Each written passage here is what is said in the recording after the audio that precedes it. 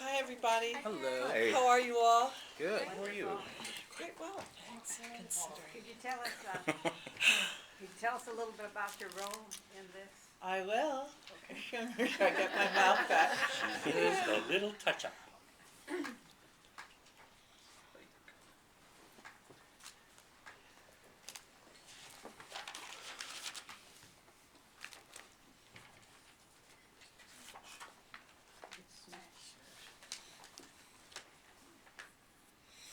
And while she's doing your lips, how did this come about for you?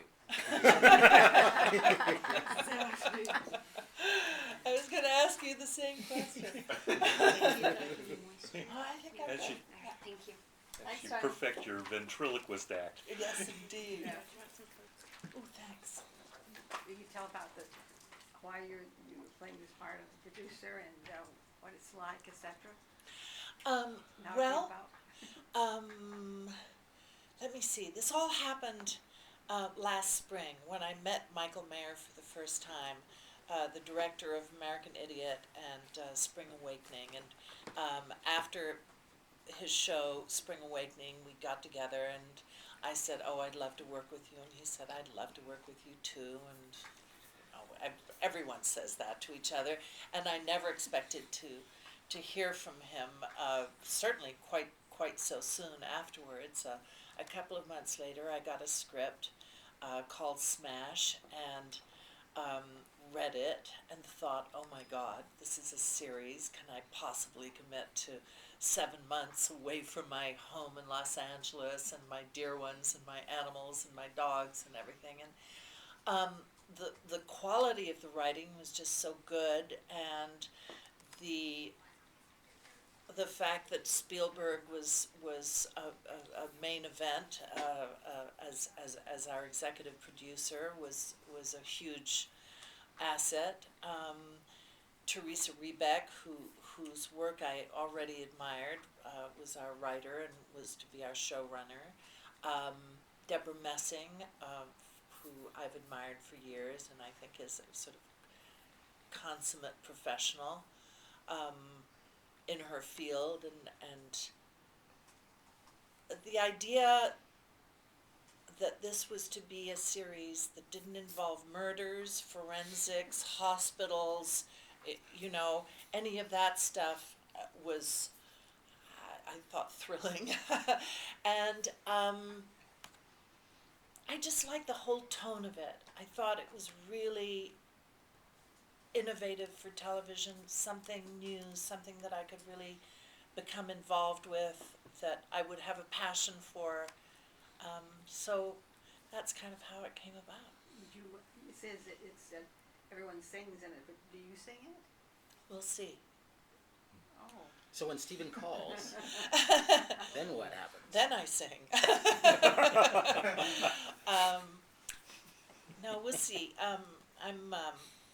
I've done a little audition, and everything in Smash is really an audition process. Is your relationship with your husband, Jerry, on the show actually based on somebody? It sure seems real. Well, good. Yes, every SOB who's ever gotten in my way, actually, is who I've based it on. I don't know who Teresa's made as her template, but I could name a few people. But over the years, we've seen thousands of pilots. And, most of them gone to series, some of them haven't. But there's always a caricature of a character within there. Doesn't seem like that's possible in this show. There are no caricatures. They're all living, breathing people. Is that part of the attraction? When you see a script for the first time, that you find the reality within the characters? This is also what I really like about Teresa's writing. She writes the gray areas. For me, black and white's not that interesting. And people have said to me, "Oh, is Eileen Rand a bitch?" Well, of course she's a bitch. She's working in a really tough, area, a tough arena. So when needs be, she's a bitch, but she's also a human being, and she also goes home at night and shuts her door and has a weep. She also can be funny. She also, needs to keep her face up. She needs to keep her best foot forward and convince everyone that she can do this. So there are many levels that are interesting to play, and I think a series allows for a development of character that movies in a way don't. In a movie you play the arc that's written, but here you get to go on an adventure, and it's kind of wonderful and fascinating.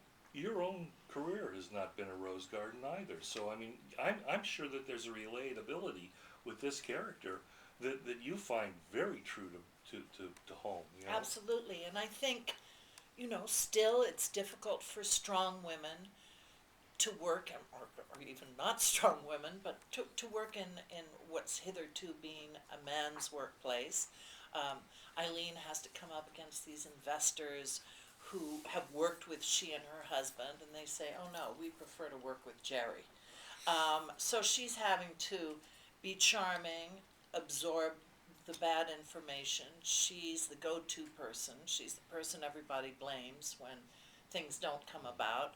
And she's the one who has to get this thing on. And I think it's very true to life. And I think interesting to a lot of people who don't really know what producers do. It's a big word, producer, and they don't really what do they do? Well, everything. Spackle the cracks. That's right. Exactly. Exactly. I want to know what you're doing. I mean, you look just gorgeous. What are you doing Ooh, to stay thank young? you. I listen to guys like you. It makes me feel better. Thank you. No, you're just like shining. Thank you. Well, I'm happy. I'm happy to be happily employed in something that I really believe in and that I can talk about with equanimity and pride. How many episodes have you shot of the show? We're on 11 now. I noticed in the second episode, which just came in the mail a few days ago, there was a walk and talk scene down the street where they had gotten Hugh Jackman's marquee behind them, which made me think there had to be reshoots to bring it up to snuff. Have you run into that at all? You're very observant. We've had a few reshoots on the pilot, and I think it's just Bob Greenblatt being perfectionist. And I love that they're throwing that kind of money at making this show perfect. And there have been some little tweaks, nothing significant. And I reshot my opening scene with my husband was a reshoot, but actually it was a new scene. And I think it's just because we're starting out, and I think